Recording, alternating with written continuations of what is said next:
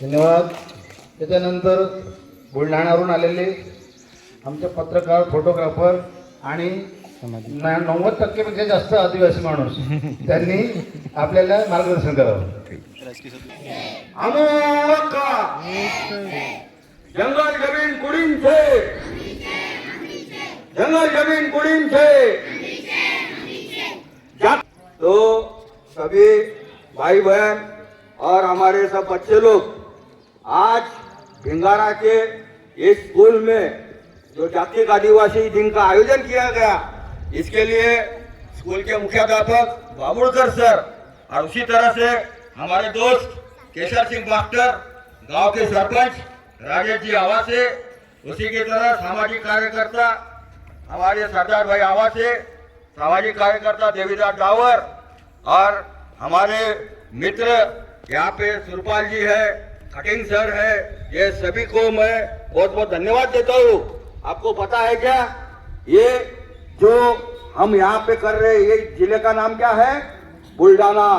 असल में इसका नाम था भीलठाना. ये पूरा जो मालकियत थी इसकी कौन थे? तो भील थे. तो ये केवल ये भीलों का ही नहीं, मैं कहूंगा केवल बुल्ढाना ही नहीं, तो ये अपने स्कूल में मनाया जा रहा है, उसी तरह दूसरे स्कूल में मनाया जा रहा है. ठीक है, तो पूरे महाराष्ट्र में मनाया जा रहा है, पूरे भारत में, और केवल भारत में नहीं तो पूरे विश्व में ये आज जागतिक आदिवासी दिन मनाया जा रहा है. इसलिए इसको जागतिक आदिवासी दिन बोलते हैं. हमारे सर ने प्रास्ताविक में बोला कि आदिवासियों के जो हक अधिकार है, उस हक अधिकार के लिए उनको ये जागतिक आदिवासी दिन मनाया गया. लेकिन वो एक बात हो गई. दूसरी अहम बात ये है कि आदिवासी जो है वो प्रकृति पूजक है, जीव जंतुवादी है. आदिवासी किसको पूजता है? तो वो नदियों को, पहाड़ों को, साल वृक्ष है, वृक्ष को, तो वृक्ष को पूजने वाला उसको अंधश्रद्धा कहेंगे क्या आप? क्योंकि वृक्ष जो है हमको ऑक्सीजन देता है. और आज हम डिजिटल युग में, लेकिन डिजिटल युग में ऑनलाइन इंटरनेट पे रोटी तैयार हो सकती है क्या? बोलो, नहीं हो सकती है. लेकिन ये हमारे बाजू में जो पूरा निसर्ग दिख रहा है, जिसको कि आदिवासी ने संजो कर रखा है, तो ये जिसका एक नेटवर्क होता है www.wood नेटवर्क, ये आप खोलिए यूट्यूब पर, आप देखिए उस पे क्या है.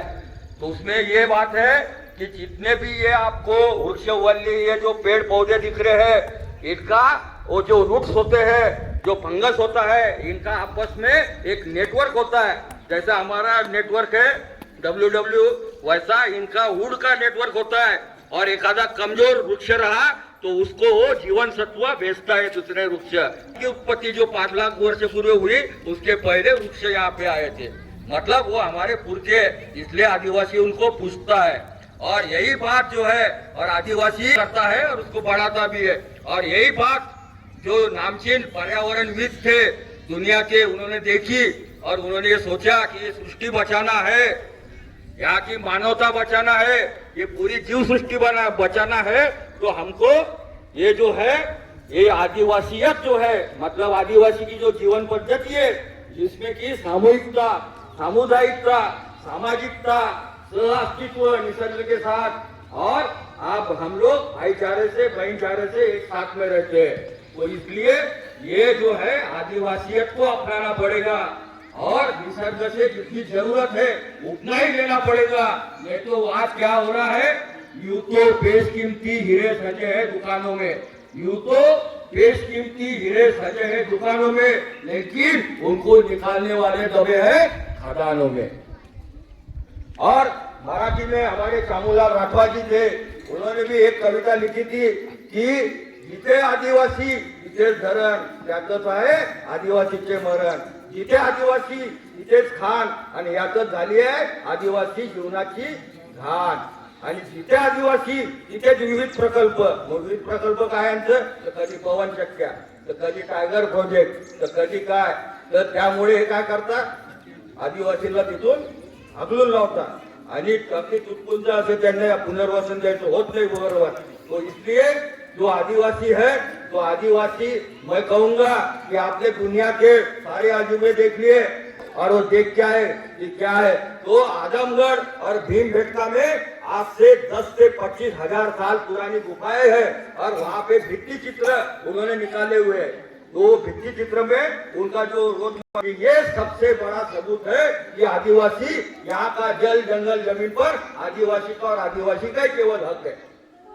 केवल भील और पावरा आप जानते हैं, लेकिन आपको पता है क्या सोनबर्डी और चालठाना में जो निहाल जाति के लोग जो रहते हैं, मैं कहूंगा कि निहाल जो है वो अपने भी पुरखे, मतलब यहाँ के जो पावरा है, क्योंकि आज से लगभग 50,000 साल पहले वो अफ्रीका से यहाँ पे आए हुए। एक टोली जो है वो अंडमान गई थी और दूसरी टोली हमारे यहाँ पे आई थी। तो 50,000 साल से ये निहाल लोग हमारे बुल्डाना में, और केवल निहाल जो है ये केवल बुल्डाना में है, इसलिए उनकी जबान भी आप देखेंगे कि आपको जरा कठिन लगती है, वो थोड़ी सी भाषा उनकी कठिन है, तो फिर भी वो अपनी संस्कृति बचाई हुई है। जैसे सरदार देवदास ने बोला कि आदिवासी की सांस्कृतिक पहचान होती है। फिर एखादा तड़वी जो है वो भले ही उसने इस्लाम का धारक है, हमको बहुत सारे लोगों को अभी तक जो है पट्टे नहीं मिले, लेकिन असल में सरकार जो अंग्रेज जब आए तो अंग्रेजों के खिलाफ सबसे ज्यादा जो लड़ाइयाँ लड़ी वो केवल आदिवासी ने लड़ी। यहाँ तक कि हम देखेंगे संताल दूर, आपको पता है क्या 1857 के पहले 1855 में संताल हुल हुई थी, जिसमें कि सिद्धू, कानू, चांद, भैरव और उनकी जो बहनें थी फूलो और झानो, इन्होंने ये लड़ाई लड़ी थी। और उन्होंने जब अंग्रेजों ने जो कतलेआम किया था उसमें 30,000 आदिवासी शहीद हुए थे। 30 जून इसलिए संताल हुल दिन मनाया जाता है। उसी तरह से बिरसा मुंडा का उलगुलान भी हमको पता है। बिरसा मुंडा धरती आवा हम कहते हैं, तो बिरसा मुंडा ने जो है वो उन्होंने उलगुलान किया था। उलगुलान का अर्थ है सामाजिक, सांस्कृतिक, आर्थिक, राजकीय, धार्मिक क्रांति, बोले तो टोटल रिवॉल्यूशन। और ये उलगुलान किसके लिए था कि समाज का जो आखिरी तबके का जो शोषित, दलित, पीड़ित, वंचित है, उपेक्षित है, उसको मानवीय मान्यता मिले, मानवाधिकार मिले और वो शोषण मुक्त और भय मुक्त जी सके, और इसके लिए उनका उलगुलान था। तो बिरसा मुंडा के बाद हम देखते हैं कि जिनका निधन अभी हुआ झारखंड के, कोई बताएगा किसका निधन हुआ? झारखंड के जो सीएम रह चुके, बोलिए, जिन्होंने झारखंड जो है वो आदिवासी राज्य स्थापित किया, बोलिए कोई एक बच्चा बता सकता है? ठीक है, आप नहीं बता सकते, आप में से कौन बता सकता है? झारखंड के कौन अभी गुजर गए जो हमारे बीच में नहीं रहे? सिमू सोरेन। हाँ, शिबू सोरेन बराबर बोला। ये जिनको पता है, सरदार हो गया, देवीदास को पता है, तो दिशोम गुरु उनको बोलते हैं। दिशोम गुरु बोले तो जंगल का राजा, इस देश का राजा दिशोम गुरु। दिशोम गुरु शिबू सोरेन गुरुजी, हमारे जो गुरुजी जो थे, जो व्यापारी है, जो दल्ले है, जो कारपोरेट है, तो उनका राज बढ़ गया था और हमारी जमीन पे ही उन्होंने हमको भेड़ बिगाड़ रखा था। और जो धान है वो खुद लेके जाते थे धान पकने के बाद। तो उन्होंने क्रांति लाई और उन्होंने किया कि वो आजू बाजू में सब की कमान वाले खड़े रहते थे और वो धान जो है, हमारी जो बहिनी जो रहती थी, वो हमारी बहनें वो धान काट के लेके जाती थी। इस तरह से उन्होंने क्रांति की और फिर उन्होंने जो नारा किया कि हमारा जो है हमारे गांव में हमारा राज, और इस तरह से वो क्रांति लाए और 2000 साल में झारखंड ये आदिवासी राज्य स्थापित हुआ। बाद में वो 3 बार सीएम भी बने। वो केवल पहली बार जब वो सीएम बने 2004 साल में, वो केवल 10 दिन के लिए बने। तो बाद में 2005 में और 8 में जो बने वो केवल 5-5 महीने के लिए बने। तो केवल 10 महीने 10 दिन उन्होंने सीएम का राज किया। लेकिन आप देखेंगे कि एखादा आदिवासी यदि सीएम बनता है, एखादा क्रांतिकारी सीएम बनता है, तो ये व्यवस्था उसको कितनी तकलीफ देती है, उनको ये सहा नहीं जाता है, क्योंकि सब दलों का राज होता है। इसलिए विश्वम गुरु जी को भी मैं भावपूर्ण ऐसी आदरांजलि देता हूँ। और जाते जाते हम लोग बड़े उत्साह से रक्षाबंधन करते हैं, लेकिन एक किस्सा जो कि टंट्या मामा से जुड़ा हुआ है, वो मैं कहना चाहूंगा कि टंट्या मामा जो था, जिसको कि हम रॉबिन हुड कहते हैं, वो मामा हम उनको क्यों कहते थे? क्योंकि हमारे जो गरीबों की जो बच्ची रहती थी उसकी शादी के लिए वो हमेशा मदद करता था और उसके बाजू में खड़ा रहकर वो शादी लगती थी, क्योंकि मामा लगता है ना शादी में तो मामा, वो इसलिए उनको मामा कहा जाता था। लेकिन उनके साथ जो गद्दारी की वो था गणपत सिंह राजपूत। वो गणपत सिंह राजपूत की बहन को वो राखी उनके हाथ से बनवाते थे, लेकिन अंग्रेजों के बहकाव में आकर अंग्रेजों से कुछ पैसा पाने के लिए और अंग्रेजों से मान मर्तब पाने के लिए और कुछ नौकरी पाने के लिए उसने गद्दारी की और रक्षाबंधन के दिन उन्होंने वो जो है उसकी पत्नी को वो बाहर भेज दिया किसी और जगह, और वो पूरा फोर्स के साथ करके हमको भारतवर्ष पे दिए। लेकिन विश्व लेवल पर यदि हमको आदिवासी मान्यता नहीं मिली तो यूनो के जो मानवाधिकार है, यूनो के चार्टर जो है वो हम पर लागू नहीं हो सकता। इसलिए आप सब ज्ञानी बने और देवीदास भाऊ और सरदार को मैं ये जवाबदारी देता हूँ कि इनके लिए एक लाइब्रेरी भी आप यहाँ पे कायम करें और ये सब बातें जो है हमारे हक अधिकार की, हुकूक की जो बातें हैं ये इनको समझे और ये समझ कर ये आगे लड़ाई लड़े। नहीं तो आज हम देख रहे हैं ये संविधान ही ये खत्म करने जा रहे हैं और फिर से हम एक बार फिर हमको ये वानर असुर राक्षस बनाएंगे। अब जाते जाते मैं आखिरी में एक ही कहूंगा कि ये जो नैरेटिव कर रहे हैं असुर राक्षस, ये क्या बोलते हैं, कहीं कत्लेआम हो गया, कहीं कोई बुरी घटना हुई तो ये बोलते हैं राक्षसी आनंद हुआ, असुरी आनंद हुआ। लेकिन असल में मैं अभी भी झारखंड से ही आया हूँ। मैं रांची और त्रिपुरा, नॉर्थ ईस्ट सर ने प्रकरण में बोला नॉर्थ ईस्ट का, तो मैं अभी त्रिपुरा, आसाम, गुवाहाटी, नागालैंड और रांची से आया हूँ। तो रांची में मैंने मेरे दोस्त जो है उनसे पूछा, सुषमा जी असुर बहुत बड़ी कवियत्री है, आदिवासी साहित्यिक है, उनको असुर का मतलब मैंने पूछा तो उन्होंने बोला असुर का मतलब होता है आविष्कारक, जिसने की आविष्कार किया।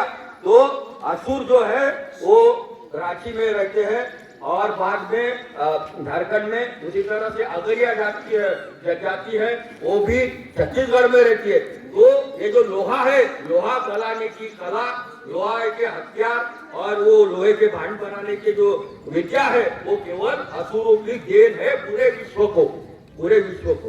तो असुर का मतलब है आविष्कारक, संशोधक, साइंटिस्ट। लेकिन इन्होंने क्या करा, असुर बोले तो ऐसा दूसरे भी पूर्व इस्त्र जो कि वानर या राक्षस की पशु तुल्य ऐसा बना दिया। तो ये हमको जो नए नैरेटिव है वो सही अर्थ जो है ये हमको नया शब्दों को निकालना पड़ेगा और नए तरीके से हमको हमारा इतिहास लिखना पड़ेगा, क्योंकि ये इतिहास आगे आना बहुत जरूरी है। क्योंकि आदिवासी ने जितनी स्वतंत्र संग्राम लड़े उनसे किसी ने आज तक लड़े नहीं है। वो मानगढ़ की लड़ाई हो या सत्तालूर हो या फिर बिरसा मुंडा का उल्लूलान हो, तो आज तक भी हमारी लड़ाई जारी है। विश्वम गुरु जी ने भी झारखंड में ये लड़ाई लड़ी थी, तो हमको भी ये उनसे प्रेरणा लेके हमारे हक अधिकार की लड़ाई लड़ना होंगी। और फिर से एक बार केशर सिंह सर और बाबुलकर सर जी को इतना बढ़िया प्रोग्राम उन्होंने यहाँ पे आयोजन किया, इसके लिए मैं बहुत बहुत धन्यवाद देता हूँ। बहुत बहुत धन्यवाद। जय भीम, जय आदिवासी, जय जोहार, जय आदिवासी। जय जोहार का नारा है, जय जोहार का नारा है। एक खाना पड़ेगा, जागना पड़ेगा। धन्यवाद दोस्त। अभी अपना जो कार्यक्रम है, अपना जो कार्यक्रम है अभी इसका डान्स का वो भी चालू होगा। वर्ग 6वा एकच चाल आदिवासी चाल हे तुम्ही तयार ठेवा।